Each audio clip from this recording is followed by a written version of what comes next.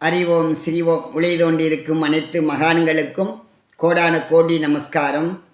குலம் வம்சம் தலைய குலதெய்வம் வழிபாடு நிறைய சொல்லியிருக்கேன். இந்த தடவை குலதெய்வத்திற்கு பீஜ மந்திரத்தோடு அடியன் சாதிக்கிறோம். நன்னா குடும்பத்தில் எல்லா ஐஸ்வர்யம் பெறுவதற்கு இந்த குலதெய்வ வழிபாடு வேண்டும்.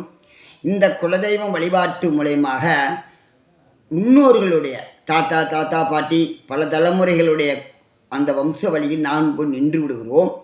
அதுக்கு அடுத்தபடியாக இந்த குலதெய்வம் தோஷங்கள் எதுவும் இருக்காது. முன்னோருடைய சாபக்கேடுகள், கன்னி சாபம், பித்ரு சாபம், மாதா சாபம், குரு சாபம் அந்த குலதெய்வத்தை வழிபடுகின்ற போது போகும். ஆனால் கர்மா இருக்கிறது.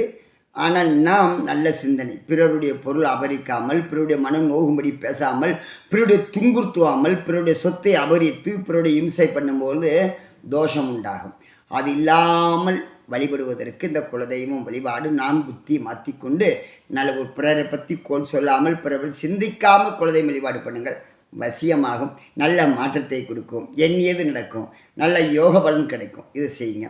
அதுக்கு அடுத்தபடியாக இந்த குலதெய்வம் வழிபடுகின்ற பொழுது இந்த குழந்தைகள் நல்ல ஞானம், நல்ல ஒழுக்கம், நல்ல செல்வம், நல்ல புகழ், நல்ல கீர்த்தி, நல்ல ஆயுள் ஆரோக்கியம், நல்ல புத்தி, நல்ல ஒழுக்கத்தோடு நோயற்ற வாழ்வோடு வாழ்வார்கள் இந்த குலதெய்வம் வழிபட்டால். அதுக்கடுத்தபடியாக இந்த குலதெய்வம் வழிகின்ற பொழுது நம்முடைய குழந்தைகளுக்கு நல்ல கல்வியோடு இருந்தாலும் வேலை வாய்ப்பு கிடைக்கும், தொழில் அபிவிருத்தி ஏற்படும், கடன் தொல்லை இருப்பார் வந்தாலும் பணம் ஓரளவுக்கு சரியாயிடும். நாடே கடன் தொல்லை இருந்தாலும் நமக்கு அதுக்கு தகுந்த மாதிரி நேர்மையாக போய்கிட்டு இருப்போம். அதுக்கு அடுத்தபடியாக தொழில் நல்ல அபிவிருத்தி ஏற்படும், எண்ணியது கோடி நடக்கும்.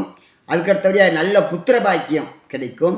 அந்த குழந்தைகளுக்கு நல்ல கல்வியோடு தொழிலோடு செல்வத்தோடு ஏற்படும். அதுக்கு அடுத்தபடியாக சீக்கிரம் திருமணம் ஆகும். புத்திரபாக்கியம் நல்ல வம்சம் தலைவதற்கு ஆண் பெண் புத்திரபாக்கியம் கிடைக்கும்.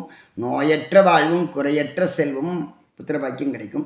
நீங்கள் திருப்பதிக்கு போனாலும் 108 திருவதேசம் 1008 சிவதலத்துக்கு அப்புறம் முருகனுக்கு ஐயப்பனுக்கு எங்கே போய் மாலை போட்டு போனாலும், ஏன் விநாயகரே நீங்கள் வழிபட்டாலும் குலதெய்வ அனுமதி கேட்டுத்தான் நமக்கு கிடைக்கும்.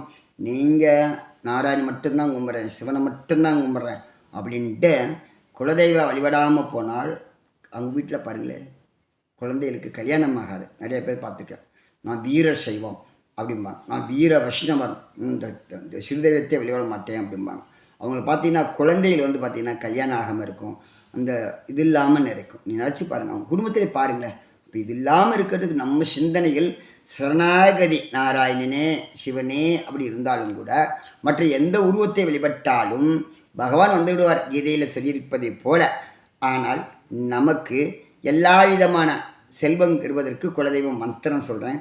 அறிவோம் ஸ்ரீம் க்ரீம் க்ளீம் ஸ்ரீம் ஹம் உம் வம் லம் கம் சிம் ஷம் மகா பகவத்தே. இந்த இடத்துல டேஷ் போட்டுக்குங்க. எந்த குலதெய்வம், பாப்பாத்தி, கருப்பசாமி, மற்ற தெய்வம் எந்த தெய்வத்தையுமால் போட்டுக்குங்க. சர்வஜனமே சர்வஜனமே சர்வலோக வசி வசி நமக இந்த மந்திரத்தை சொல்லிக்குங்க. வடுக்கு முகமாத்து எண்ணெய் வந்து விளக்கெண்ணெய், நல்லெண்ணெய், நெய், அதில் கிராம்பு பொடி பறித்து மஞ்சள் திரி தாம்பர திரியில் விளக்கேற்றுங்கள்.